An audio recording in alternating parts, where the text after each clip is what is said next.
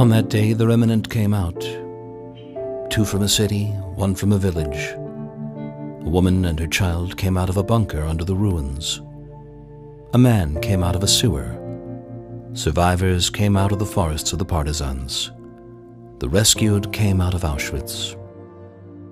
In Europe, the sun was shining and the world was back on its course. They stood among heaps of ashes, a flaming stone in their hearts. World War II ended in May 1945 with dancing in the streets, though much of Europe had been reduced to rubble. While most of the world celebrated the end of 6 years of war, there was no happy ending for the Jews. For them, the moment of liberation came too late. Entire communities had been wiped out.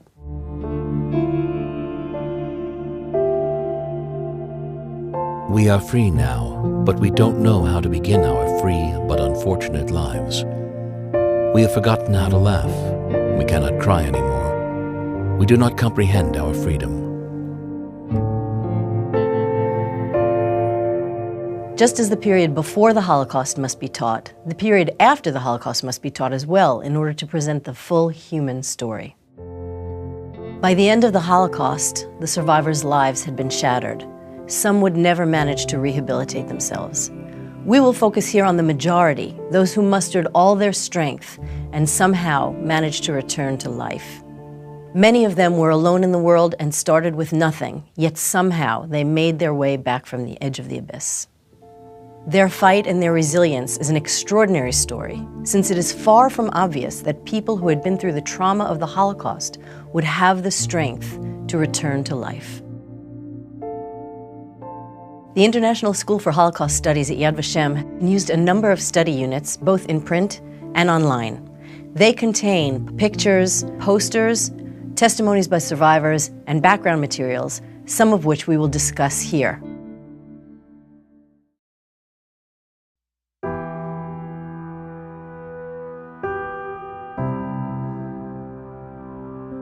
For those Jews who had survived the Holocaust, the fight to stay alive had tapped all their physical strength. In most cases, the survivors were weak and sick. Some were on the verge of death. Many were human skeletons.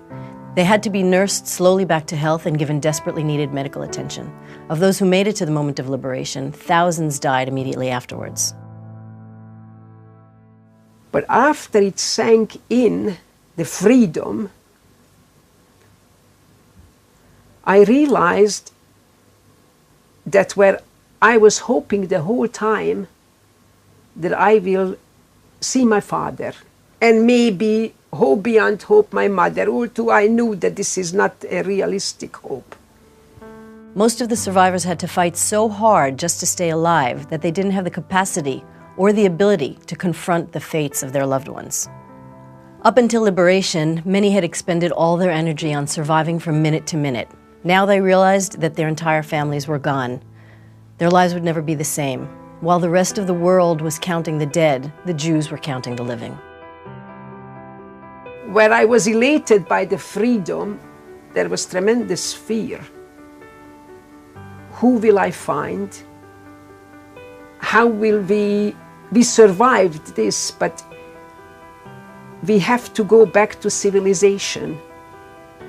How will we react in a normal world again? We are here 2 young girls without anything. We were afraid we will have nobody. And we needed somebody that could spoil us, that could take care of us. We have to make a future for ourselves, and how will we make that future?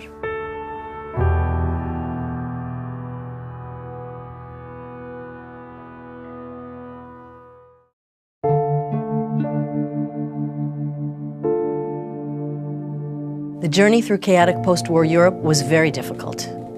The trains weren't running, infrastructure had been damaged, refugees were jamming the roads. Some refugees journeyed hundreds of miles for weeks and weeks just to get home. One question we can ask is, what is home? Is it just a location? Why would they want to go home? They searched for what remained of their families and their communities in the familiar places in which they had once lived. In Athens, I met a neighbor who had been with my brother at Yavorzno camp.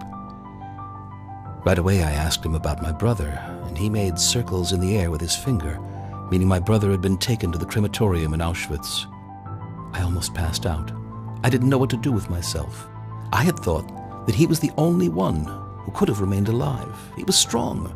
His name was Avraham, and from that day, no one came back. They searched for what remained of their families and communities in those familiar places in which they had once lived. But when they got to those places, their families and their communities were gone. Home was no longer the image they had clung to during all the years of the war in order to survive. In some Eastern European countries, as many as 90% of the Jews had been murdered. According to one post-war survey, 3/4 of the survivors were the only survivor of their entire families. Survivors who managed to return to the places where they had once lived often had to confront hostile anti-Semitic reactions of the local populations, especially in Eastern Europe. For instance, on July 4th, 1946, in a place called Kielce, 42 Jews were murdered by their neighbors. As many as 1,500 Jews were murdered in Poland immediately after the war. I went home. I didn't have anywhere I could stay. I had aunts and family. I went to see all their apartments. There were non-Jews living in every one. They wouldn't let me in. In one place, one of them said, "What did you come back for? They took you away to kill you.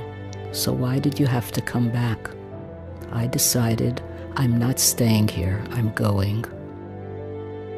Once again, many Jews lived in fear. They began to think, would it be possible to resuscitate their Jewish communities in these places that they had lived for generations? Many of them began to leave. The big question was, where would they go?